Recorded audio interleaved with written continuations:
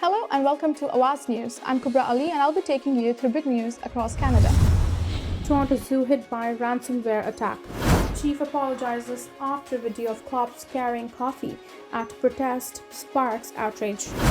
Toronto leaders call on feds to investigate arson at Jewish-owned deli as a possible act of terrorism. Toronto police say suspect recently identified in 41-year-old cold case died just months ago. Teen charged in North York carjacking investigation. Ontario man temporarily tricks wife into thinking they won $1,000 instead of $81,000. Toronto police search for a man who allegedly sexually assaulted girl 16 for days. These were the headlines and now let's jump right into the details. Police are searching for a man who allegedly sexually assaulted a 16-year-old girl in a downtown Toronto apartment over a few days. Toronto police were called to an apartment building in the area of George Street and Dundas Street East, just east of Jarvis Street on Sunday. From January 3rd to January 7th, officers allege a man sexually assaulted the teenage girl and refused to let her leave the apartment. Mohammed Al-Kurdi, 39, of Toronto is wanted for assault, forcible confinement, and assault in connection with the investigation. Police described Al-Kurdi as 5'7" and 160 pounds with a black beard and dark hair, shaved on the sides and longer on top. They add Al-Kurdi is known to visit Allen Gardens and Moss Park. Investigators believe there may be more victims and urge them to contact police.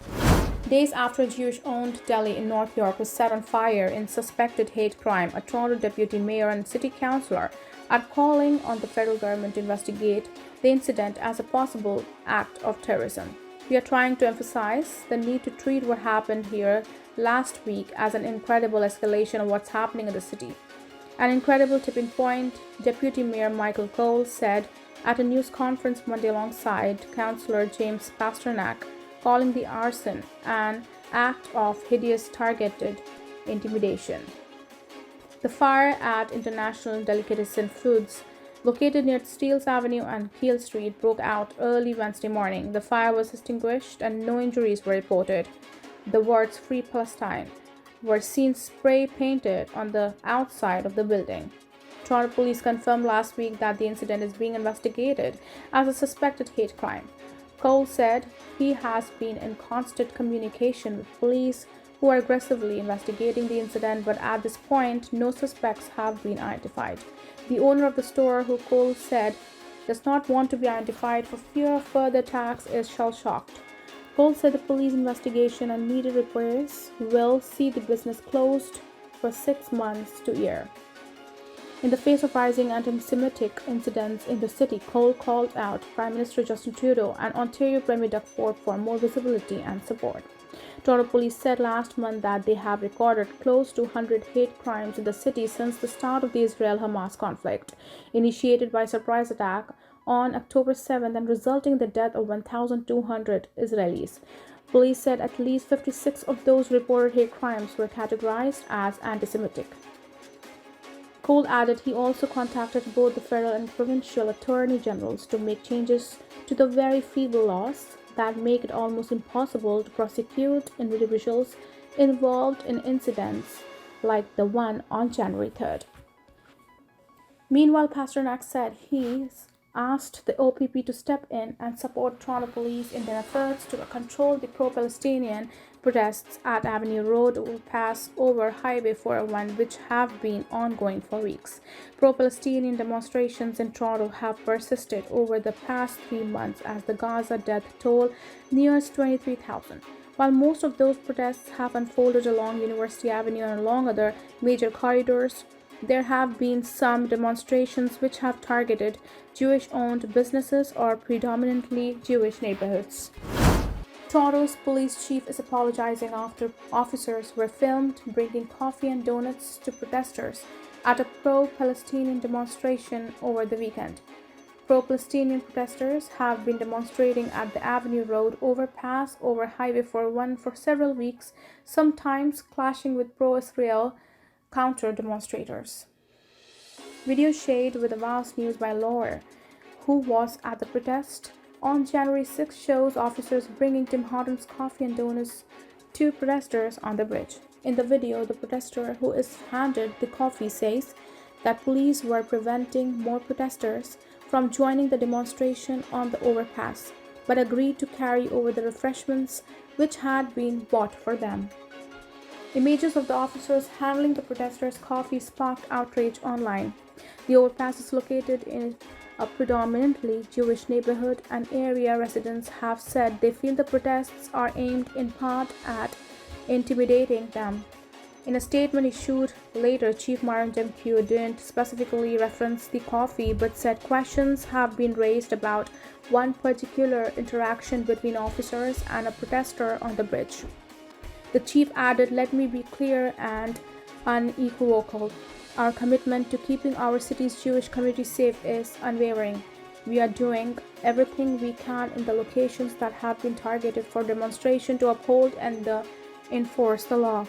Toronto police have said in the past that while they will protect the right of the people to demonstrate in public, they will not allow protests around critical infrastructure such as highways.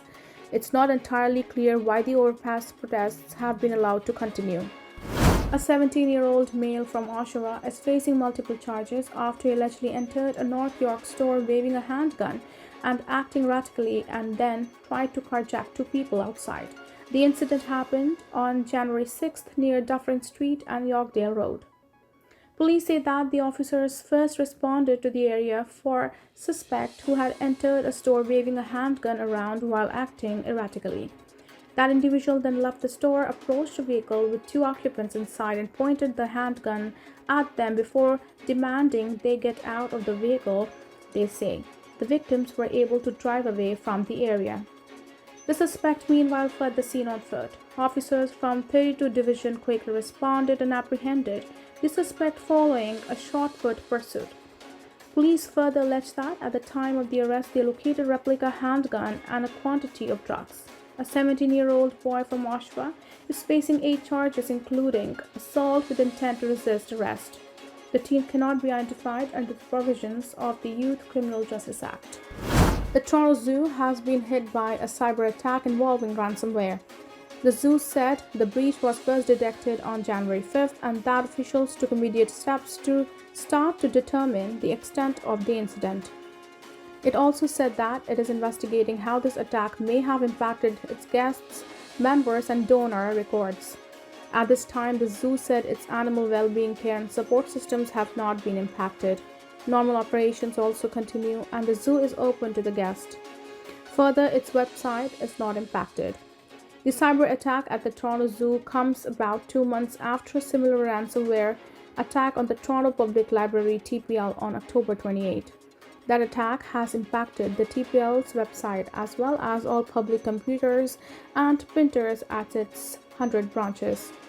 While card holders and donor databases were unaffected, officials believe that private data of current and former employees, including social insurance numbers and copies of government-issued identification, were also likely stolen. The library has said that it expects to restore services sometime early this year. Library branches remain open for browsing and other services. An Ontario man who won the lottery decided to prank his wife by making her think they had won $1,000 when in reality they had won nearly 80 times that much.